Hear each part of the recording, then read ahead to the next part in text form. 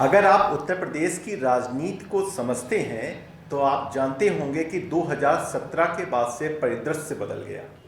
न केवल राष्ट्रीय राजनीति करने वाले दलों की धमक सुनाई पड़ी, बल्कि छोटे छोटे दलों ने भी अपनी महत्वपूर्ण भूमिका अदा करना शुरू कर दिया। इन्हीं में से एक दल है जनवादी पार्टी, जिसको संभाल रहे हैं डॉक्टर संजय सिंह चौहान जी। डॉक्टर संजय सिंह चौहान जी उस जाति के लिए काम करते हैं जो उत्तर प्रदेश में 52 से लेकर 84 तक लगभग राजनीतिक तौर पे अछूत रही। पहली बार 84 में उस समाज से एक विधायक बना। आज उस समाज को ना वो केवल इकट्ठा कर रहे हैं, बल्कि जागृत भी कर रहे हैं और याद दिला रहे हैं कि राजनीतिक तौर पे जागृत करना कितना मुश्किल होता है और कितना जरूरी होता है। आज हमारे साथ डॉक्टर साहब हैं। डॉक्टर साहब से पूछते हैं कैसी रही उनकी ये पूरी यात्रा और किस तरीके से वो उत्तर प्रदेश चुनावों को देख रहे हैं। डॉक्टर साहब, आपका बहुत बहुत स्वागत है। धन्यवाद। डॉक्टर साहब, गाजीपुर से निकलकर आज आप लखनऊ में मेरे साथ हैं और ये यात्रा जितना सरल है उतनी सरल तो नहीं होगी जितना मैं पूछ रहा हूँ। कितनी तरह की अड़चनें आई, जिस तरह से आप जिस समाज के लिए काम कर रहे हैं, बहुत कम प्रतिनिधित्व रहा है उसका राजनीति में, कितनी अड़चनें आई या पारिवारिक तौर पे कितनी मुश्किल थी उस सब कुछ झंझावातों को झेल के आज आप यहाँ तक पहुँचे? देखिए, मैं जब जनवादी पार्टी की आधारशिला रखी उस समय हम यूनिवर्सिटी ऑफ इलाहाबाद में रिसर्च स्कॉलर थे जी।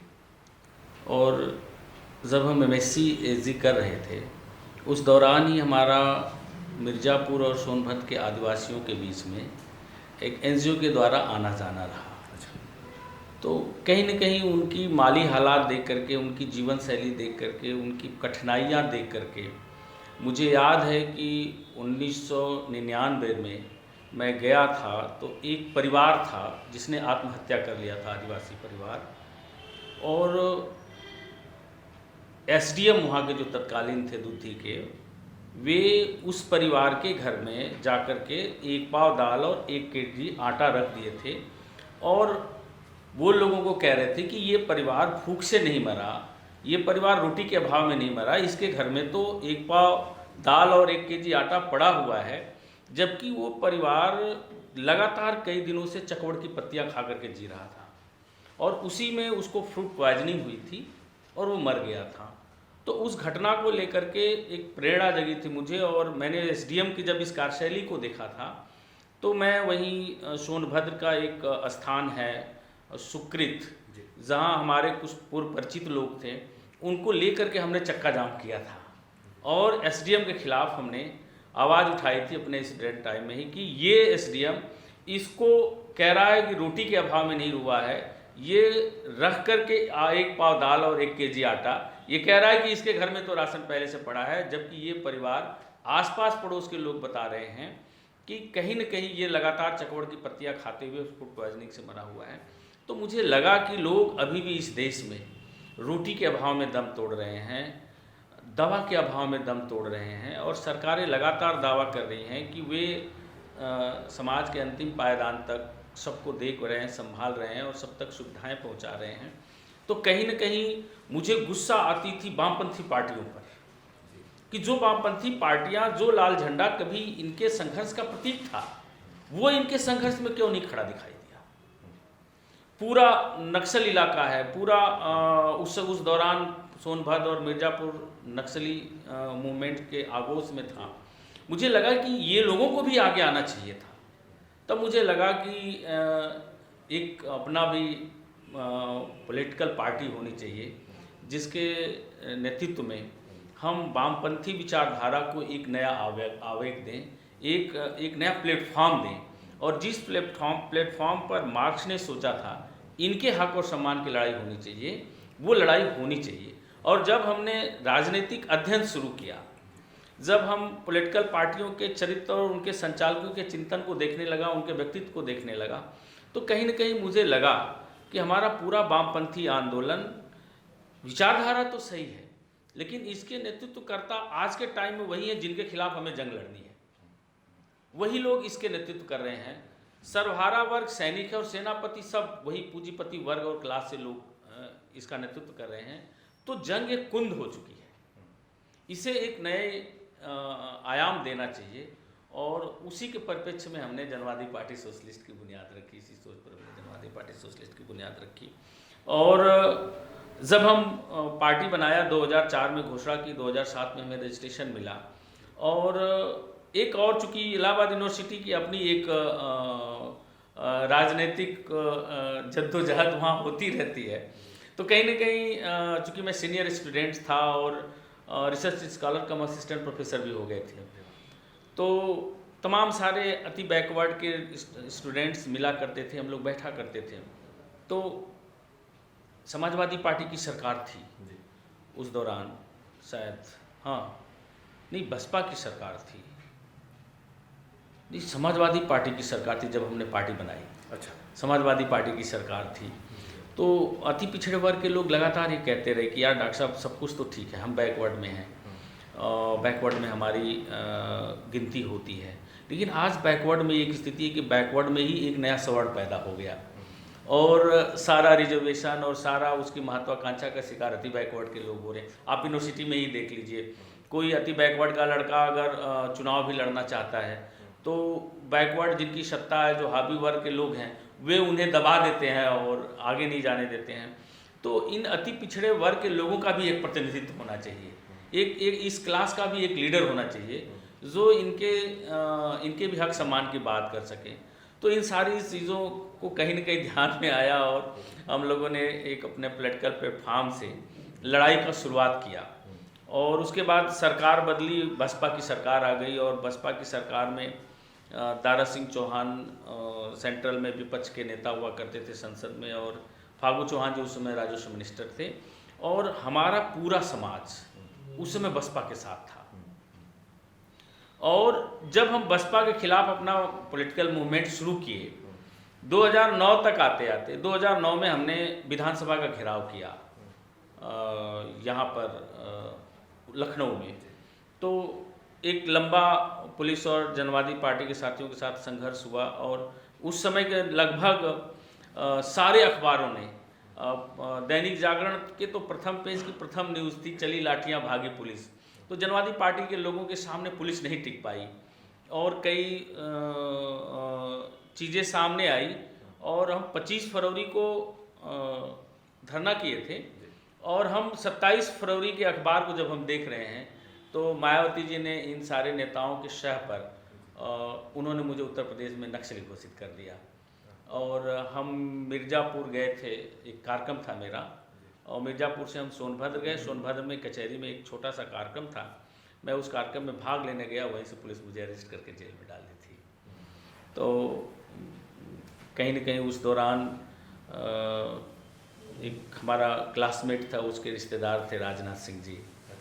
तो उस दौरान जेल में राजनाथ सिंह मुझसे मिलने के लिए आए और उन्होंने मुझे कहा कि नहीं, आपके साथ गलत हुआ है, और मेरे ऊपर 307 भी लगा दिए थे, गैंगस्टर की भी कार्रवाई शुरू हो गई थी। तो सारी चीज़ों से उन्होंने मुझे राहत दिलाई और इसका परिणाम रहा कि उनके इस एहसान के बदले हमने अपनी विचारधारा से हट करके भाजपा से हमने 2012 में अलायंस कर लिया था। और ये मेरे ज़िंदगी का सबसे बड़ा भूल था, क्योंकि जब आदमी विचारधारा से समझौता करता है तो संगठन से जुड़े हुए लोगों का मनोबल टूट जाता है। हमारे संगठन में कुछ लोग थे जो हमारे अहम पद पर थे, वे लोग चाहते थे कि जल्दी से विधायक बने, और मेरा भी कोई बड़ा राजनीतिक अनुभव नहीं था। मैंने तो पार्टी बना करके ही अपनी राजनीतिक कैरियर की शुरुआत किया था, जनवादी पार्टी की आधारशिला रखी और वहीं से अपने राजनीतिक जीवन की शुरुआत की। ये मुझे कहने में थोड़ी सी भी हिचक नहीं है कि मेरे पास सारे अनुभव प्राप्त करने की पाठशाला भी मेरी पार्टी ही रही है, राजनीतिक अनुभव। तो हम लोगों का वो शुरुआती दौर था। हमारे पार्टी में जो प्रदेश अध्यक्ष थे राम प्रकाश ठाकुर और 2-4 कार्यकर्ता थे जिन्हें जल्दी विधायक बनने की वो थी, ओर थी, तो लोगों ने कहा कि नहीं, भाजपा से गठबंधन कर लेते हैं, और लोगों ने भाजपा से गठबंधन करके चुनाव लड़ा और हमारी विचारधारा थोड़ी कुंद हुई। लेकिन चुनाव के तुरंत बाद हमने कहा ये मुझसे नहीं हो सकता, मैं अपनी विचारधारा से समझौता करके नहीं चल सकता। और हमने 2012 के विधानसभा के चुनाव के बाद हमने प्रेस कॉन्फ्रेंस करके बोली थी कि हम कतई कभी बीजेपी के साथ गठबंधन नहीं कर सकते। हमने बीजेपी और आरएसएस को नज़दीक से देखा इस गठबंधन के दौरान।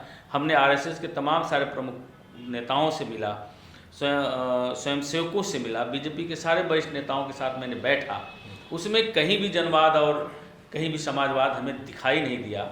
और जिस हम जनवादी विचारधारा और साम्यवादी विचारधारा के हम फॉलोअर हैं, वो कहीं वहाँ नहीं दिखती है। इसलिए हम अब दूर दूर तक हमारा उससे गठबंधन नहीं हो सकता। और तब से हम लगातार अपनी विचारधारा पर काम करते रहे। और मेरी उसके खिलाफ जब मैंने बीजेपी से अलग हुआ तो बीजेपी के सारे बड़े नेता कहीं न कहीं हमारे दल को तोड़ने में भी पूरी अपनी ताकत लगाई। और हमारे पार्टी में जो गठबंधन में हमने जिन लोगों को चुनाव लड़ाया था, जो विधायक बनने की होड़ में जल्दी जल्दी थे, वे सारे लोग भाजपा से मिल करके लोगों ने हमारे पार्टी में एक बगावत किया और भाजपा के लोगों ने उन्हें पुश किया और साधन संसाधन लगाया। और एक थोड़ा 2-4 साल तक मुझे इस मामले में काफ़ी डिस्टर्बेंस भी झेलनी पड़ी। लेकिन मेरी अपनी एक सोच थी कि मैं सही हूँ और मैं ईमानदारी से समाज के हक और सम्मान की लड़ाई लड़ रहा हूँ। मैं ईमानदारी से उस समाज को लीडरशिप देना चाहता हूँ जो समाज सदियों से लीडरशिप और राजनीतिक गोलबंदी से दूर रहा है। जिस समाज के लीडर मंत्री रहे, सांसद रहे, आज वर्तमान में राज्यपाल भी हैं, लेकिन वो कहीं भी समाज का सामाजिक सरोकार के मामले में खड़े नहीं हुए। जब कभी भी समाज के आत्मसम्मान का मामला आया तो वो उनके साथ खड़ा नहीं हुए। और मुझे जहाँ भी पूरे प्रदेश में पता लगा कि मेरे समाज के ऊपर कहीं जुल्म जाती हुई है, कहीं हमारे लोग दबाए जा रहे हैं, कहीं हमारे लोगों पर जाती हो रही है, तो मैं अपनी परवाह किए बिना मैं उन लोगों के साथ खड़े दिखा।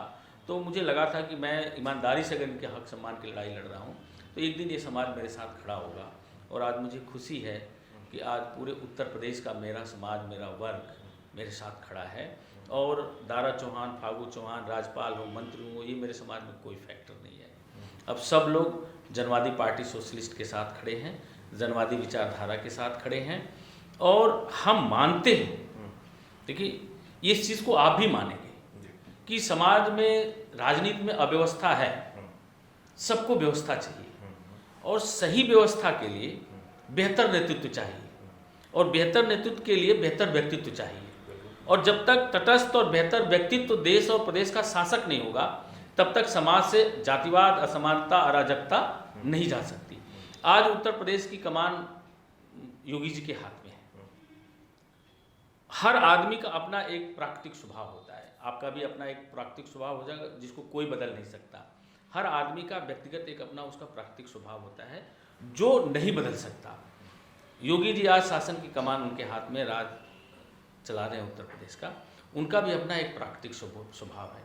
और उनके कार्यशैली से आपको देखेंगे कि योगी जी का जो स्वभाव है, योगी जी का जो प्राकृतिक स्वभाव है, वो राज्य चलाने वाला नहीं है, वो मठ और गैंग चलाने वाला है। और इसी स्वभाव से वो प्रदेश को चला रहे हैं। भारतीय जनता पार्टी कहती है सबका साथ और सबका विकास, लेकिन आज आम जनता में क्या मैसेज है? आम जनता तो देख रही है कि आज उत्तर प्रदेश में भाजपा का शासन नहीं, एक योगी जी के खास जाति का शासन है। एक मतलब भाजपा के सबका विकास, सबका साथ के परिप्रेक्ष्य में वो एक जाति के नेता ज़्यादा दिख रहे हैं और समाज में उसी हिसाब से सत्ता को चला रहे हैं। तमाम सारे उनका जब नेता का चरित्र होगा, शासक का चरित्र होगा, वही उसके प्रजा का भी चरित्र होगा, वही उसके साथ रहने वाले ब्यूरोक्रेट्स का भी चरित्र होगा। देश में सबसे ज़्यादा आज कस्टोडियल डेथ किस प्रदेश में हुई? उत्तर प्रदेश में हुई। अपराध का ग्राफ भी बढ़ा है। योगी जी लाग कर रहे हैं कि हमने अपराधियों को ठोका। किन अपराधियों को ठोक रहे हैं आप? अपराध बढ़ा है, महिला अत्याचार बढ़ा है।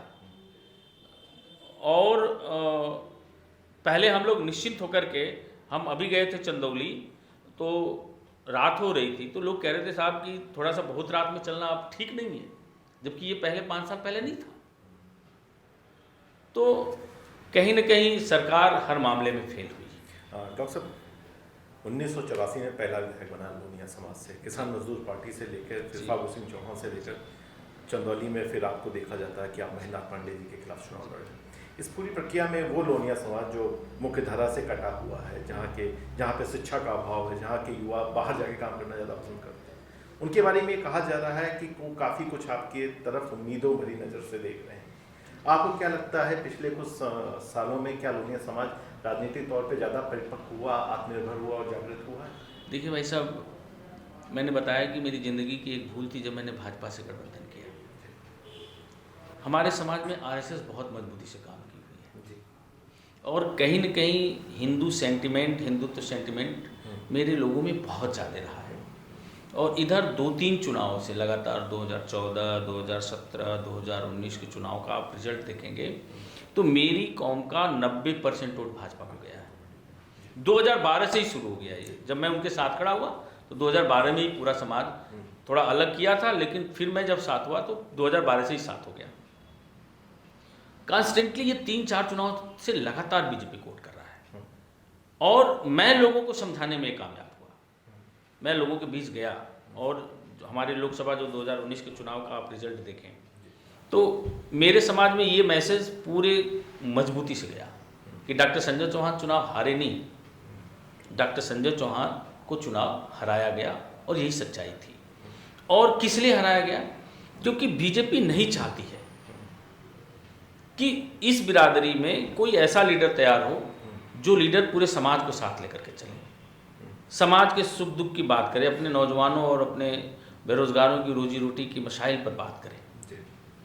और बीजेपी जानती है कि अगर संजय चौहान चुनाव जीत गए तो बिना सांसद विधायक बने आज इस स्थिति में है तो कल आने वाले समय में पूरा समाज इनके साथ खड़ा हो जाएगा, तो फिर ये भाजपा का एक बड़ा बेस और खत्म हो जाएगा। तो ये वजह भी थी हमको हराने का और ये वजह को मेरा समाज बखूबी जाना और 2019 के बाद से एक बैग पूरा सिनेरियो चेंज हो गया।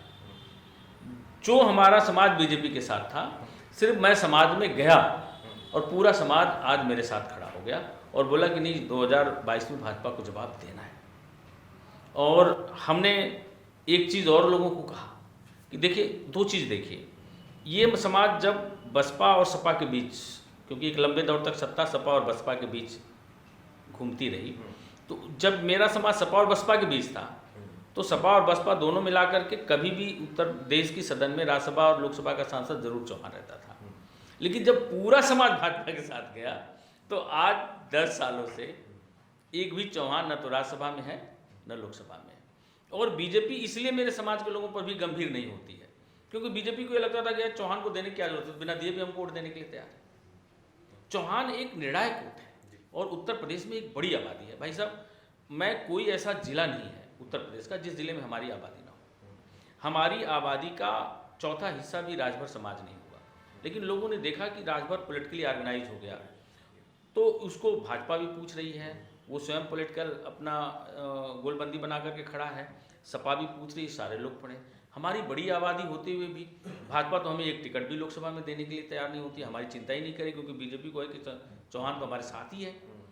तो ये सारा भ्रम 2022 में बीजेपी का पैर खत्म हो जाना चाहिए और लोगों ने एक साथ, हमारा युवा जहाँ भी मैं गया कहा डॉक्टर साहब हम आपके साथ हैं, अपनी पार्टी के साथ हैं, हम चाहते हैं कि हमारी पॉलिटिकल गोलबंदी खड़ी हो और अब हम खड़े हैं। हम जहाँ तक विगत दिनों में आपको छोड़ रखे थे ये हमारे समाज की एक तरह से कमजोरी मानिए या गलती मानिए, लेकिन आप नेतृत्व कर रहे हैं तो वो आपके साथ समाज खड़ा है। डॉक्टर साहब, बलिया से आपने रैली अपनी शुरू की थी, उसके बाद फिर आप जरा क्रोस रैली में आए, लगातार आप चल रहे हैं, उत्तर प्रदेश के गाँव तक आप पहुँच रहे हैं, चूँकि मैं आपके देखा करता हूँ पोस्ट, क्या नजर आ रहा है सिनारियो, किस तरफ ये चुनाव बढ़ रहा है? देखिए भाई साहब, एक तो तय है कि बीजेपी से लोग नाराज हैं। बीजेपी जिन इश्यूज़ को लेकर के आई, बेरोजगारी कम करने के नाम पर जिनके हाथों में रोजगार था वो उन तक छीन लिया गया। बीजेपी आई थी सस्ती शिक्षा करने के लिए। शिक्षा जितना महंगा इस प्रदेश सरकार ने किया, सेंटर से लेकर के स्टेट तक किसी सरकार ने नहीं किया। गरीबी दूर करने के लिए बीजेपी आई थी। गरीबी रेखा से जीवन यापन करने वाले लोग जो होते हैं उनकी संख्या का सबसे ज़्यादा अनुपात इस सरकार में बढ़ा। नारी सशक्तिकरण के नाम पर आई थी। महिलाओं का सरेआम चिरहरण इस सरकार में हुआ। और सबसे बड़ी बात कि सामाजिक न्याय के नाम पर आई थी। बीजेपी ने कहा था अति पिछड़ों से, बीजेपी ने पिछड़ों से कहा कि तुम सारे पिछड़ों का सारा हिस्सा अकेला एक पिछड़ा खा जा रहा है, पिछड़ों का सारा हिस्सा अकेले यादव खा रहा है। तो पिछड़ों और पिछड़ों के बीच में लड़ाया और अदर बैकवर्डों को भरोसा दिया कि मेरी सरकार आएगी तो हम तुम्हें तुम्हारा नौकरी चाकरी लूटने नहीं देंगे और तुम्हें देंगे। तुम्हारा रिजर्वेशन अलग करेंगे, अत्यंत पिछड़े वर्ग का एक नया बैकवर्ड में ही एक अदर बैकवर्ड का अति पिछड़ी जातियों का अलग रिजर्वेशन बांटेंगे और सामाजिक न्याय को मजबूत करेंगे। कुछ भी नहीं किया। क्या गया कि जो आरक्षण हमें मिल भी रहा था 27% का, उत्तर प्रदेश की कोई भी सरकारी नौकरी आप देख लीजिए उठा करके रिजल्ट, किसी में बैकवर्ड को 27% का पूरा आरक्षण नहीं मिला। और आज के टाइम में जनरल की मेरिट लो हो रही है और ओबीसी की मेरिट हाई जा रही है, तो बैकवर्ड रिजर्वेशन की प्रासंगिकता को भी खत्म कर दिया। तो ये सारा यूथ और नौजवान देख गया है और वो इस चीज़ को समझ गया है कि बीजेपी हमें बेवकूफ़ बना करके वोट तो ले लिया, लेकिन इसका हर एंगल पर जो काम रहा वो काम पिछड़ों के खिलाफ रहा। तो इस बार उत्तर प्रदेश में पिछड़ों की गोलबंदी मजबूती से अखिलेश यादव जी के नेतृत्व में खड़ी होगी और लोगों को ये भी एक भरोसे का कारण है कि बीजेपी को हराने का दूसरा कोई प्लेटफॉर्म नहीं है। लोगों को लग रहा है कि बीजेपी को अगर हराएंगे तो अखिलेश यादव हराएंगे। डॉक्टर साहब, जो हमारे दर्शक हैं हमारे फॉर्मेट को समझते हैं तो जानते हैं मैं बहुत जटिल सवाल नहीं करता। मैं ये चाहता हूँ कि आपकी बात पूरी आ जाए, आपके समाज के काम हो जाए। इसीलिए मैं ये नहीं पूछूंगा कि गठबंधन में आपकी कितनी सीटें फाइनल हुई, लेकिन मैं ये जरूर पूछना चाहता हूँ कि सरकार बनने के बाद आपने क्या वादा लिया, आपके समाज को कैसे उन्नति मिलेगी, या आप कितना प्रतिनिधित्व सरकार में मिलेगा, या समाज के लिए आपने कौन सी बड़ी मांगे हैं जो अखिलेश यादव जी के सामने रखी हैं? देखिए भाई साहब, एक तो तय है कि अखिलेश यादव जी जब लोकसभा का चुनाव रहा तो उनके पास गठबंधन में 37 टिकट थे जी। और हमारे पार्टी से उनका अलायंस था, उनसे मेरा अलायंस था जी। तो उस 37 में भी एक टिकट उन्होंने मुझे दिया। तो पार्लियामेंट में उन्हें हिस्सेदारी और भागीदारी दिया है, तो विधानसभा में भी वो हिस्सेदारी देने के लिए पूरा हमें भरोसा और विश्वास दिया है।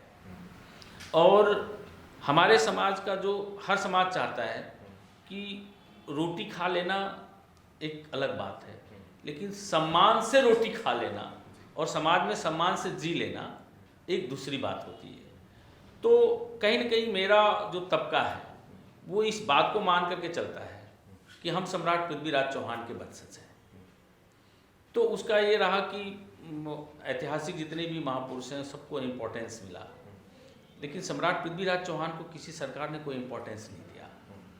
तो अखिलेश यादव जी हमारे पहले मंच पर गए थे तो उन्होंने मुझसे कहा था, और हमारे समाज के लोग थे उनसे कहा कि हमारी सरकार बनेगी तो हम पृथ्वीराज चौहान का एक बड़ा भव्य स्मारक उत्तर प्रदेश में एक हम बनाएंगे। शायद बनारस में नहीं, एक हम बनाएंगे बनारस कन्नौज में, और एक डॉक्टर संजय चौहान जहाँ कह देंगे वहाँ हम बनाएंगे। बनारस की रैली हुई था और ये बात को उन्होंने कई बार कहा। दूसरी बात की, जब हमें सियासत में भागीदारी मिलेगी, सरकार में हम लोग होंगे, तो हम इस बात को मान करके चलते हैं कि हम अपने संगठन और हम अपने पार्टी और हम अपने नेतृत्व और समाज का जो ताकत है उसकी बदौलत सरकार में रह करके हम अपने लोगों का संरक्षण कर लेंगे।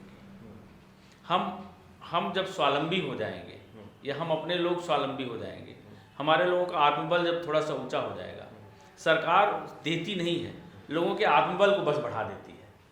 तो हम अपने लोगों के आत्मबल को बढ़ाने में कामयाब हो जाएंगे तो हमारे लोग बहुत सारी चीज़ें जो नहीं कर पा रहे वो भी कर लेंगे। डॉक्टर साहब, आप कुछ चुनिंदा नेताओं में हैं जो बाकायदा जिनकी पृष्ठभूमि पढ़ी लिखी हुई है, आपने डॉक्टरेट किया हुआ है, हमें इंटरनेट पे एक बड़ा युवा वर्ग दिखता है जी। तो अगर आप उनके लिए कोई संदेश देना चाहें कि राजनीति में संघर्षों से कैसे जीतते हैं या कैसे हिम्मत नहीं हारते हैं, तो उनके लिए थोड़ी सीख हो जाएगी। देखिए, एक चीज़ मैं कहूँगा भाई साहब कि भारतीय राजनीति में यह सच्चाई है कि हम लोग जब युवा बचपन में थे तो एक हम लोगों को पाठ पढ़ाया जाता था कि समाज जैसे जैसे शिक्षित होगा, समाज में शिक्षा का स्तर बढ़ेगा, तो समाज की जो कुरीतियाँ हैं वो धीरे धीरे ख़त्म हो जाएंगी। लेकिन आज जब हम इस स्टेज पर आए हैं तो हम ये देखते हैं कि शिक्षा का स्तर तो बढ़ा, लेकिन उसके अनुरूप ही समाज में कुरीतियाँ भी बढ़े, लोगों का व्यक्तिगत चरित्र भी गिरा। आज अगर चपरासी कम पढ़ा लिखा है तो उसका घूस लेने का दायरा छोटा है, और एक आईएएस है तो उसका बड़ा है। शिक्षा के अनुरूप मतलब एक तरह से चारित्रिक पतन भी उसी अनुरूप हुआ, ये बड़ा दुखद पहलू है। तो समाज में जब तक संस्कार और नैतिक लोग और नैतिक और तटस्थ नौजवान जब तक राजनीति में नहीं आएगा, क्योंकि राजनीति जीवन के हर क्षेत्र को प्रभावित करती है, और राजनीति अगर सही होगी तो जीवन के हर क्षेत्र में आदमी सही होगा। प्रेरणा भी राजनेताओं से ही लोग लेते हैं, राजनीति से ही लेते हैं। अगर नेता सही है तो अधिकारी भी सही होगा।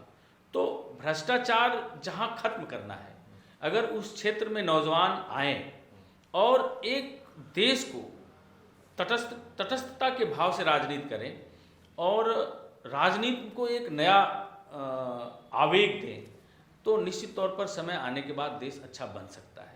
वरना जो राजनीति में जैसे जैसे राजनीति बढ़ रहा है, जैसे जैसे आधुनिकीकरण बढ़ रहा है, आज देख रहे हैं जात की बात होती थी पहले, आज जात की राजनीति में कितनी बातें होने लगी। तो आज कोई सत्ता पर बैठ रहा है, जैसे अखिलेश यादव जी हैं, हमें भरोसा है क्योंकि उनका व्यक्तित्व, उनका विचार देश और समाज को देने का है, प्रदेश को विकास करने का है। अगर वो अखिलेश कम और यादव ज़्यादा बन करके बैठ जाए सत्ता में तो अराजकता बढ़ जाएगी। लेकिन अखिलेश जब तक बन करके बैठेंगे समाज में अराजकता नहीं आएगी और हर वर्ग को एक सही व्यवस्था दे सकते हैं। तो वैसे मैं चाहता हूँ कि नौजवान आए और राजनीति को बदले, वरना राजनीति बहुत गंदे दौर से गुजर रही है। डॉक्टर साहब, इंटरव्यू से पहले मैं आपसे कह रहा था कि आपकी विनम्रता आकर्षित करती है। इंटरव्यू के दौरान मुझे ऐसा लगा कि आप बेहद ईमानदार हैं। जिस तरीके से आपने राजनाथ सिंह जी पे बात की, और इसलिए यूँ ही आप अपना ईमानदारी बचा के रखें, स्वस्थ रहें, लोकप्रिय रहें और समाज के हित के लिए काम करते रहें। आप हमारे शो में धन्यवाद।